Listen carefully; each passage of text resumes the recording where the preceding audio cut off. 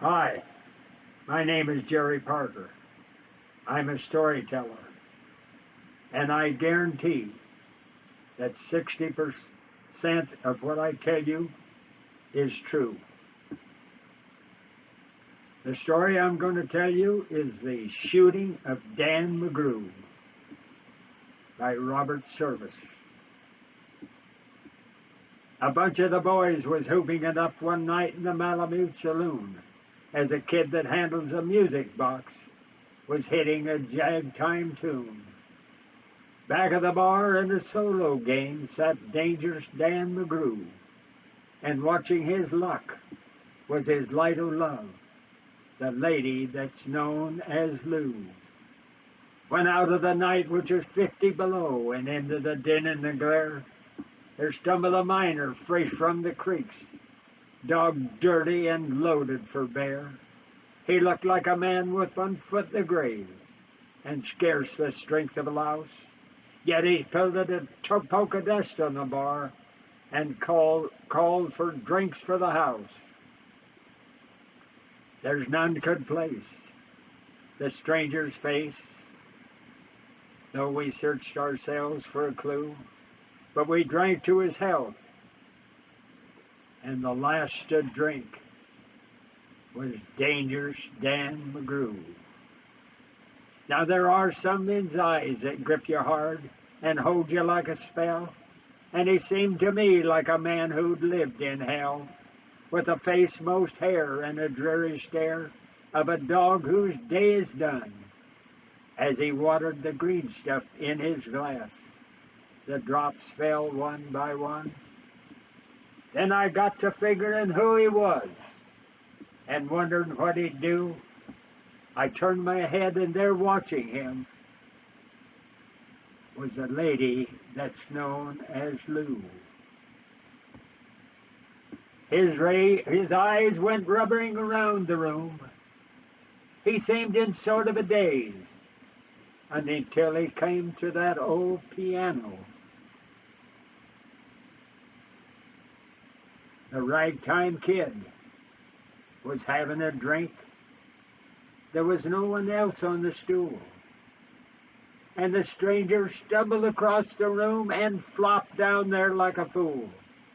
In a buckskin shirt that was glazed with dirt, he sat, and I saw him sway. He clutched those keys with talon hands. My God, how that man could play. Have you ever been in the great alone, when the moon was awful clear, with the icy mountains that hemmed you in with a silence you most could hear, with only the howl of the timber wolf? You camped there in the cold, clean mad for the muck-cold gold, while high overhead, green, yellow, and red, the northern lights swept in bars. Then you've a hunch what the music meant: hunger and night and the stars.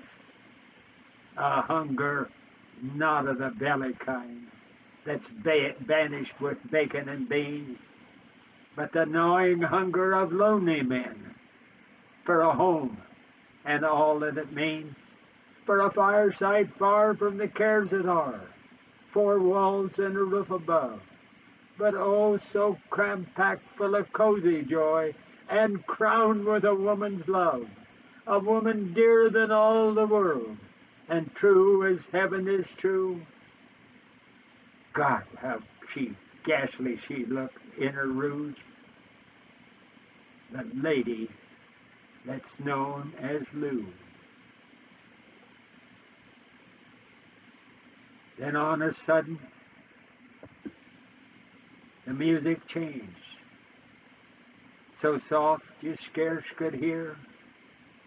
You felt that your life had been looted clean of it all that was held dear, that someone had stolen the woman you loved, and her love was a devil's lie, that your guts was gone, and the best for you was to crawl away and die.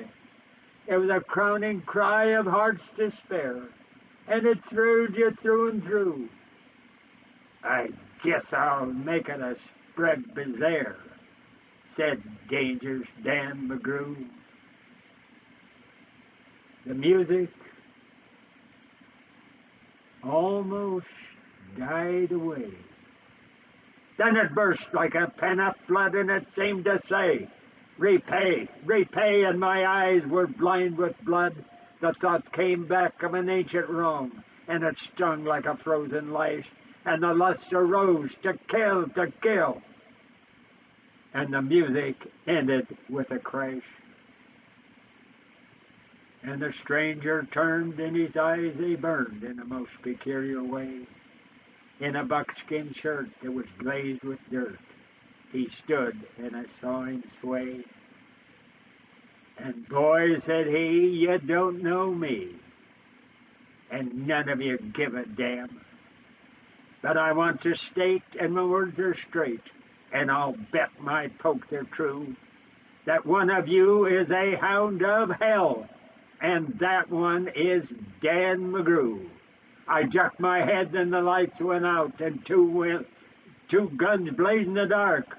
A woman screamed, and the lights come up, and two men lay stiff and stark, pitched on his head, and pumped full of lead lay Dangerous Dan McGrew, while a man from the creeks lay clutched to the breast of the lady that's known as Lou. Now these are the simple facts in the case, and I guess I ought to know. There's some say the stranger was crazed with hooch, and I'm not denying it could be so. And I'm not so wise as a lawyer, guys, but strictly between us two, the woman that kissed him and pinched his poke was the lady that's known as Lou. Thank you. I'm Jerry Parker, and I'm a storyteller.